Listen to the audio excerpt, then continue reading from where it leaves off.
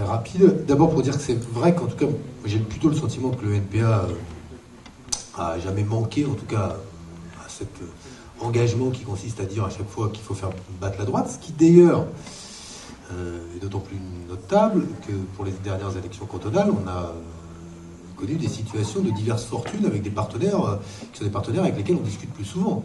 Et je pense notamment à nos partenaires d'Europe Écologie Les Verts qui, sur ces questions-là, dans plusieurs cantons, eux, ont choisi une autre stratégie qui était celle du maintien de leurs candidats au second tour, même si parfois c'était pour face à un candidat socialiste, alors que le candidat socialiste est arrivé en tête. Il y a une hésitation stratégique, oui, aux communistes, etc., absolument.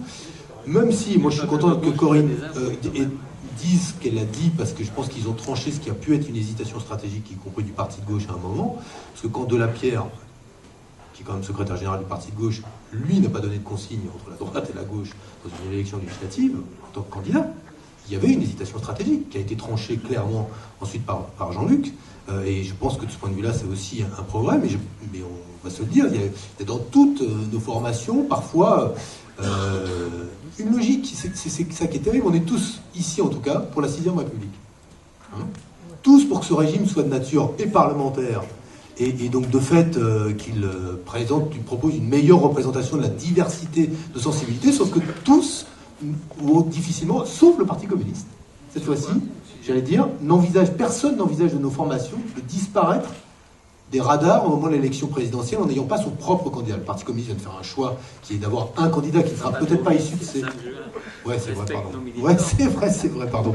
Mais il y a quand même une prise de parole qui a été celle de Pierre Laurent, que j'ai entendu, donc qui a exprimé en tout cas une préférence, ou en tout cas donné une orientation qui, moi, me parut en tout cas assez claire. Mais ce qui est clair, c'est que tous les partis de gauche disent oui, il faudrait, en tout cas nous...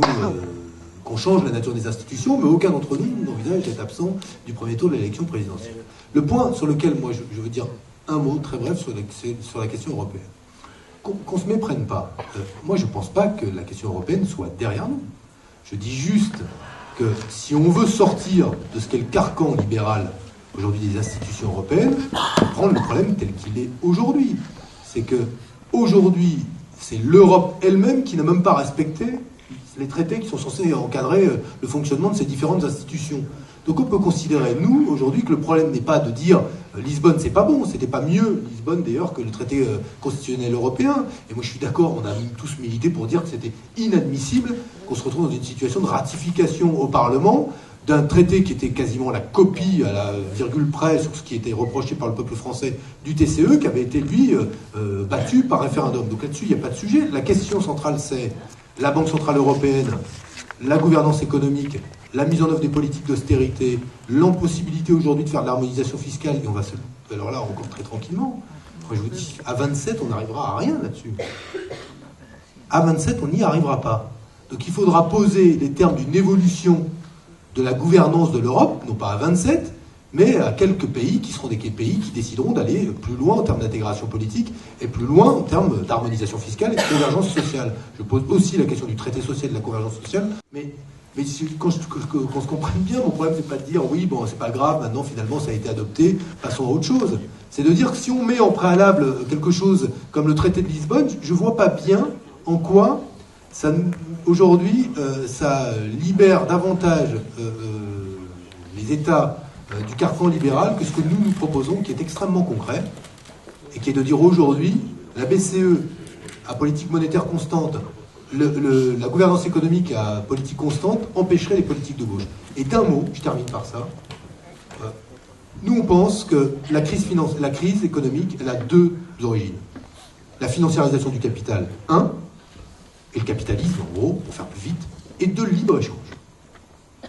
Le libre-échange qui a organisé une pression à la baisse du coût du travail partout, et notamment la remise en cause des modèles sociaux. Donc ce qui suppose que demain, dans les échanges, il y ait des restrictions au libre-échange. Et que ces restrictions, elles portent sur toute forme de pays qui verraient, pour faire un petit peu d'économie, voient leur gain de productivité ou leur productivité rattraper ceux des pays développés, mais ne voient pas les salaires et les modèles sociaux rattraper ceux des pays développés. Et vis-à-vis de cela, il faut avoir une politique qui est une politique de lutte contre le dumping fiscal, le dumping social et le dumping environnemental. Et nous avons donc posé et inscrit désormais que dans le projet du Parti socialiste, on milite et on plaide pour des barrières ou des restrictions tarifaires à l'entrée de biens et de marchandises ou de services qui seraient fabriqués dans des conditions de dumping social et dumping environnemental. Ce qui est, alors là, la remise en cause de ce qui était la foi totalement ou naïve ou coupable de ceux qui, au Parti Socialiste, pensent encore, il y en a un qui, notamment, il est toujours membre du PS, donc faut le dire, qui est le patron de l'OMC, pense que plus on libéralise les échanges, plus on assurera la prospérité et du Nord et du Sud et de l'Est et de l'Ouest, etc., etc.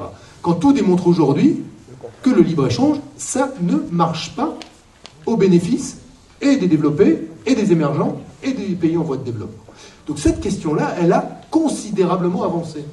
Considérablement avancé. Elle n'est concevable en termes de restriction au libre-échange qu'au niveau européen. Et là encore, les lignes ont bougé. Et je vais même te dire, ce qui est là la force de frappe du Parti Socialiste, vous avez raison sur Socrates et Papandréou, pas de problème.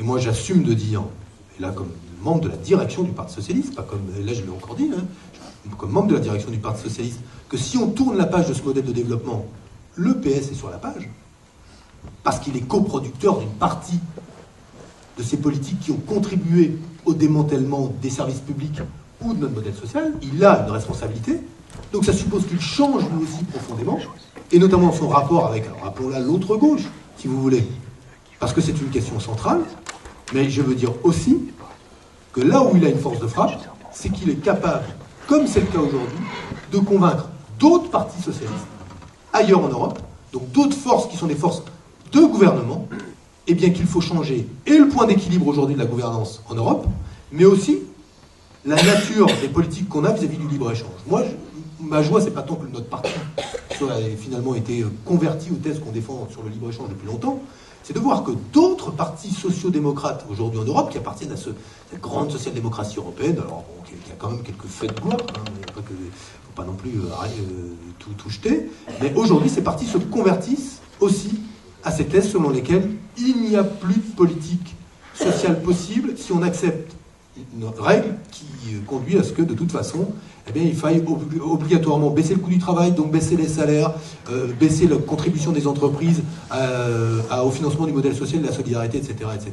Ça bouge aussi à ce niveau-là, et je crois qu'aujourd'hui on est parmi les plus solides pour pouvoir faire avancer ces questions-là au niveau européen, on en aura besoin.